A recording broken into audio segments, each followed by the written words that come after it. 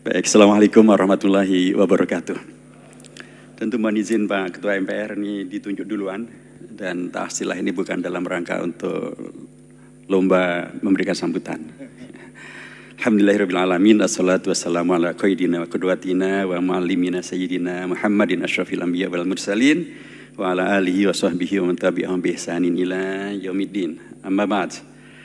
Yang kita hormati tentu para tokoh-tokoh kita yang ada di depan kita semua di sini. Ada Ketua MPR, ada Ketua ASFA, ada Ketua Dewan Pembina ASFA, ada Ketua Umum Basnas, ada Ketua Umum IJMI, dan Prof. Amal Fatullah, dan seluruh keluarga besar dari ASFA, dan para lembaga-lembaga zakat yang hadir, dan ashab sa'adah sufara adwal al-Arabil Islamiyah, alladzina hadaru ma'ana wa syarafu majlisana.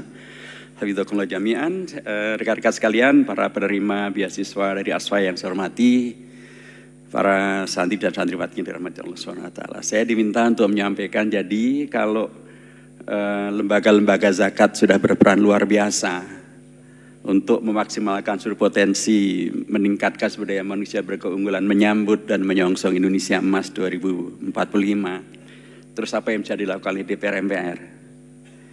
Tentu secara prinsip kita semuanya teringat dengan apa yang ada di pesantren, pelajaran di pesantren, yaitu ungkapan dari Amirul Syu'ara Syauqi Beg, diqala innamal umamu al-akhlaqu ma baqiyat fa in humu dhahabat akhlaquhum dhahabu.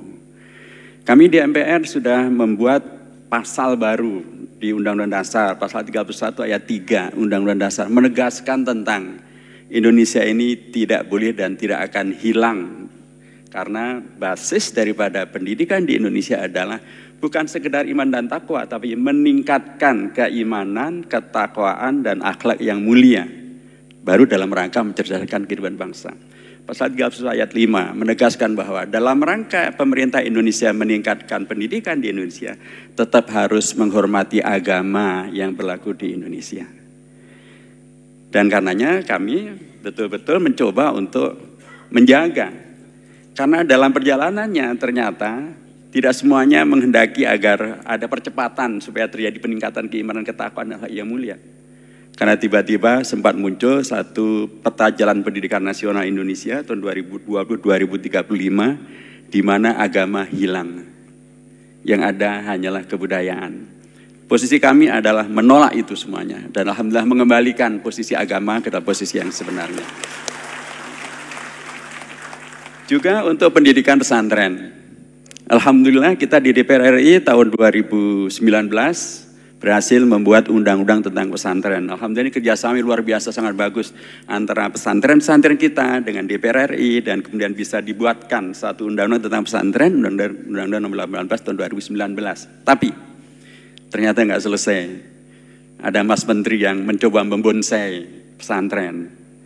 Ketika dia mengajukan revisi Undang-Undang tentang Pendidikan Nasional, pesantren yang 3 jenis yang tadi telah disampaikan itu dibonsai hanya jadi 1 jenis pesantren saja. Tentu kami tolak. Dan alhamdulillah berhasil terselamatkanlah Undang-Undang tentang pesantren tersebut.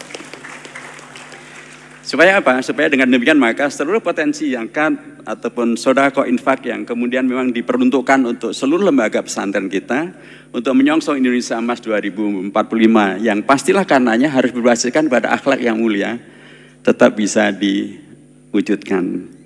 Nah, terakhir yang disampaikan dalam kesempatan yang pendek ini,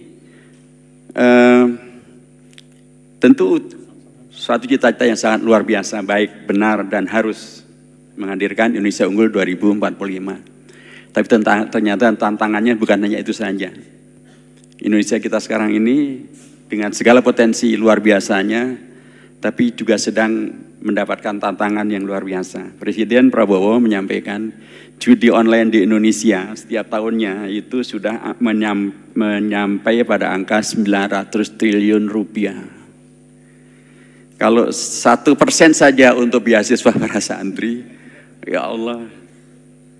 Dan angka 900 triliun ini bukan sekedar angka, di dampak sosial ekonomi dan dampak moralnya luar biasa. Bayangkan gara-gara judi online ada suami membunuh istri, istri membunuh suami, anak membunuh bapak, bapak membunuh anak. Hancur bangsa kita kalau ini dibiarkan terus-menerus.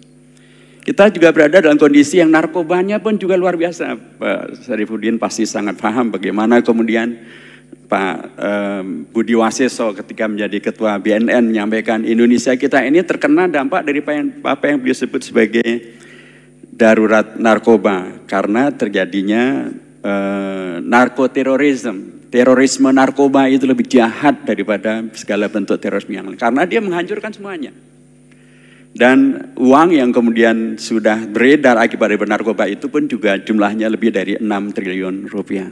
Jumlahnya juga sangat besar. Sekali lagi dengan luar biasa potensi yang dimiliki oleh bangsa Indonesia, konstitusinya, undang-undangnya, komitmennya, potensi daripada begitu banyak lembaga-lembaga yang ingin melakukan tindakan filantropi berkeunggulan melizakan NU, Muhammadiyah, dan ASFA dan semuanya.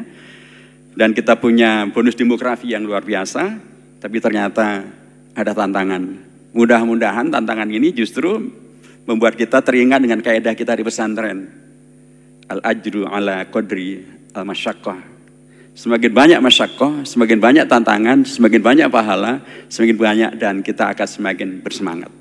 Selamat untuk ASFA dan jazakumullah khairan kepada seluruh muzaki yang telah menyampaikan zakatnya melalui ASFA dan melalui Basnas, Muhammadiyah, NU dan lain sebagainya. Mudah-mudahan seperti yang tadi disampaikan oleh Bapak Ketua Umum Basnas maupun juga oleh Bapak Ketua Umum ASFA akan terjadi kolaborasi supaya dengan demikian maka seluruh tantangan itu justru menjadikan kita semakin bersemangat menyongsong Indonesia Emas 2045. Wa barakallahu fikum, jazakumullah khairan. Assalamualaikum warahmatullahi wabarakatuh.